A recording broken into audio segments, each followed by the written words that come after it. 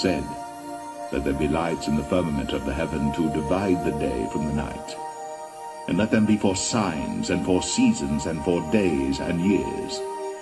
And let them be for lights in the firmament of the heaven, to give light upon the earth." And it was so. On September 23rd, 2017, the heavenly sign foretold of in Revelation chapter 12 of the New Testament of the Bible will be present in the sky as the stars align for what appears to be the first time in human history. There'll be signs in the sun, and in the moon, and in the stars, and upon the earth distress of nations, with perplexity, the sea and the waves roaring, men's hearts failing them for fear, and for looking after those things which are coming on the earth. For the powers of heaven shall be shaken. And then shall they see the Son of Man coming in a cloud with power and great glory. And when these things begin to come to pass, then look up, and lift up your heads, for your redemption draweth nigh. For thousands upon thousands of years, ancient cultures have been foretelling of a future time in history, and you're in that time now.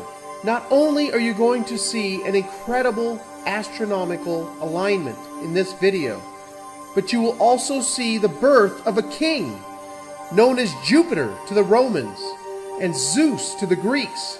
Starting around November 20th, 2016, Jupiter enters the womb of Virgo, and due to retrograde motion, stays in the belly for about 9.5 months or 41 weeks, before exiting the womb in September 2017.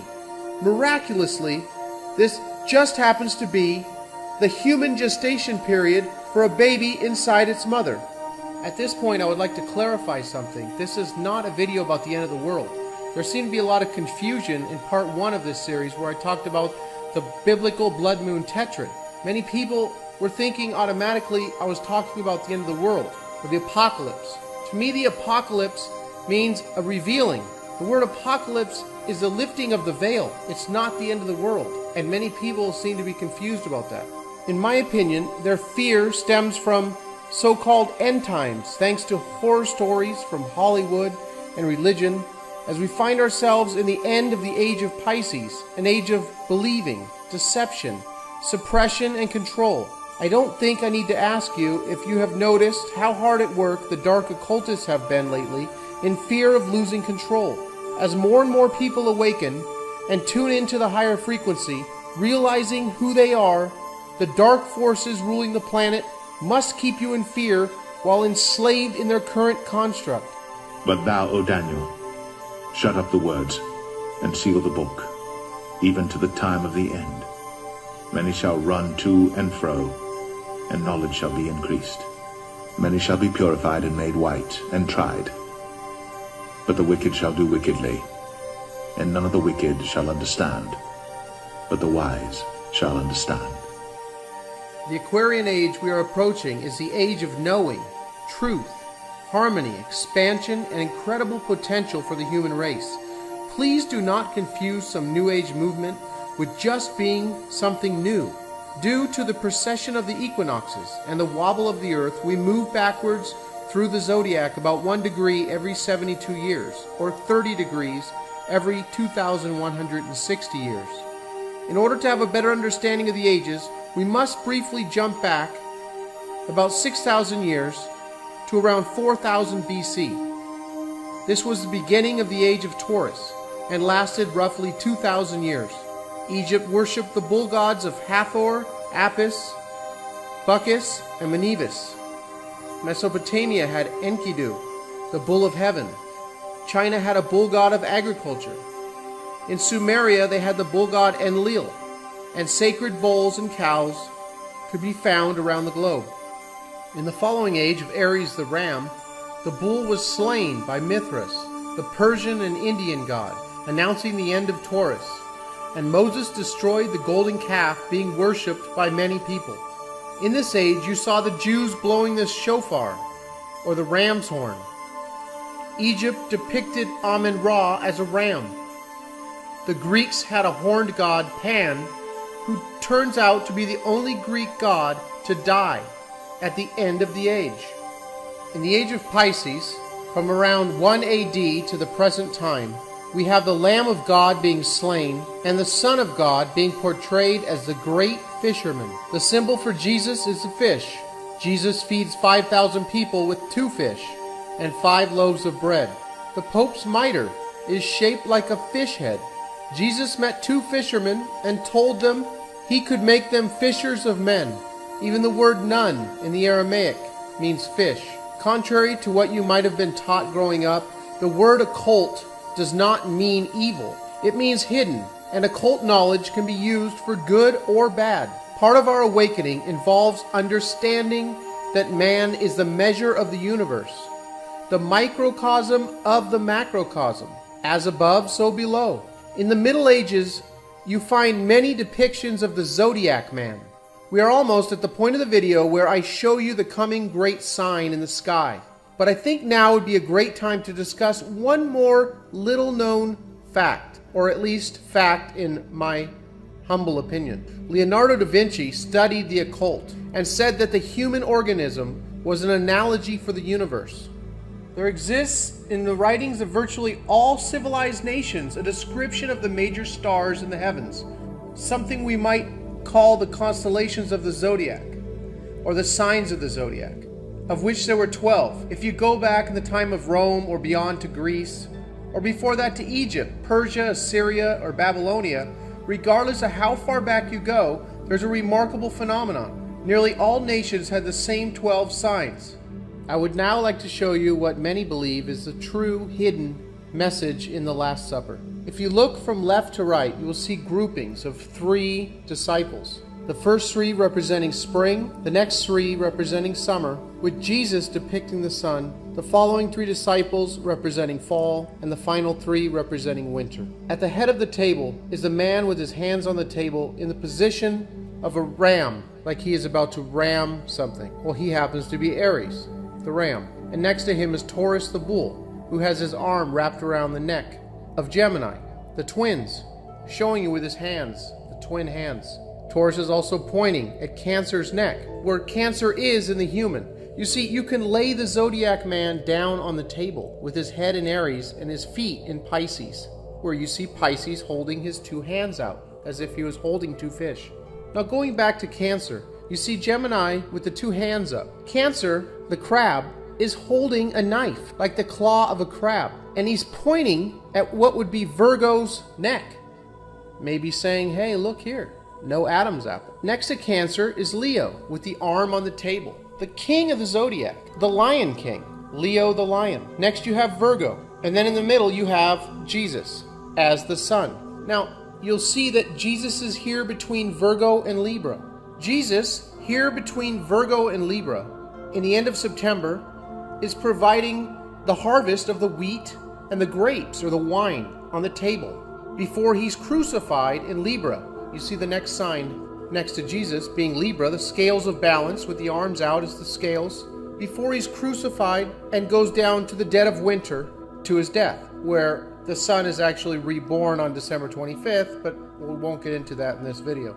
Next to Libra is Scorpio. You can see the finger being pointed upward, the stinger of the scorpion. The kiss of death, Judas having kissed Jesus, actually giving him the kiss of death. Scorpion bite looking like 2 lips. I never understood how Judas betrayed Jesus by kissing him. However, I believe that that is actually a kiss of death from the stinger. Now you see Libra, as if it was Jesus being crucified, is between Scorpio and Sagittarius, which are known as the heavenly thieves. Jesus was crucified between 2 thieves.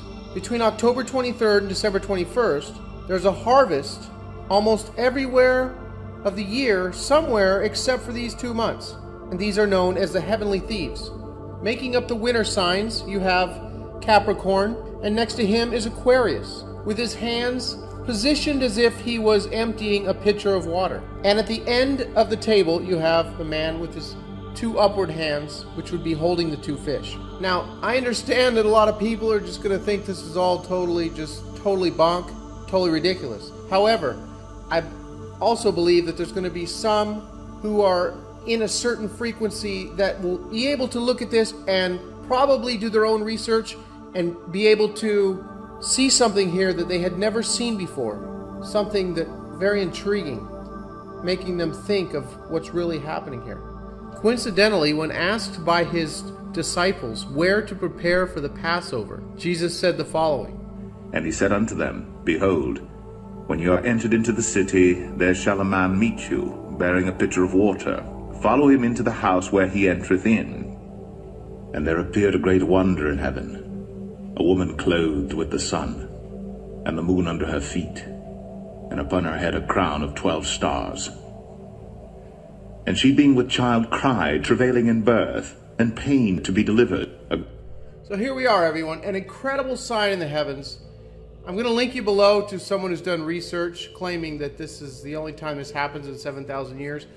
But there may be other times the alignment is similar, but I don't think there's another time where the alignment is similar and Jupiter had just gone through a 41-week gestation period in the womb of Virgo. So this is totally incredible. This is a sign of the end of an age as we transcend into the age of Aquarius and we have an awakening happening in the human race. This is just an incredible sign. You know, God said, let the stars and the planets be for signs. So on September 23rd, 2017, Virgo will be in the daytime sky. You have to remove the daylight here in the stellarium program to see the alignment. But she'll be draped in the sun. She'll have the moon at her feet. Jupiter will be coming out of the belly of Virgo, out of the womb. And she'll be crowned with 12 stars. Leo being made up of 9 stars. And in line with Regulus will be Venus, Mars, and Mercury, making up 12 stars. I'm going to leave you here with something else, talking about what is arguably one of the oldest books in the Bible, where God talks to Job about the Mazzaroth, which is the zodiac. I'm going to leave you with that and one other verse from the Bible. But thank you. I hope that you've enjoyed this video. Please check out my blood moon video, which coincides with this, part 1 of the series, and also part 2. I'll link up part 1 and 2 below.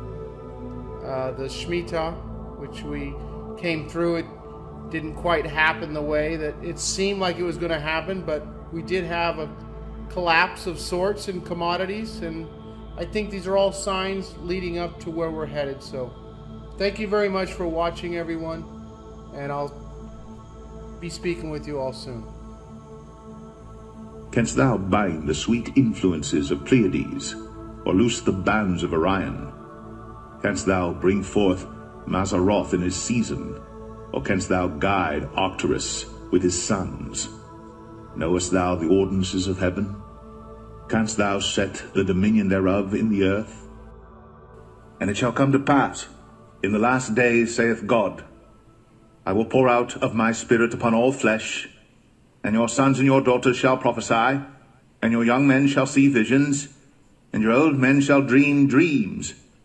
And on my servants and on my handmaidens I will pour out in those days of my spirit, and they shall prophesy.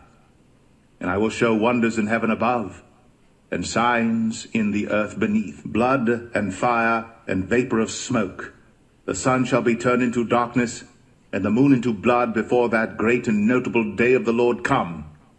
And it shall come to pass that whosoever shall call on the name of the Lord shall be saved.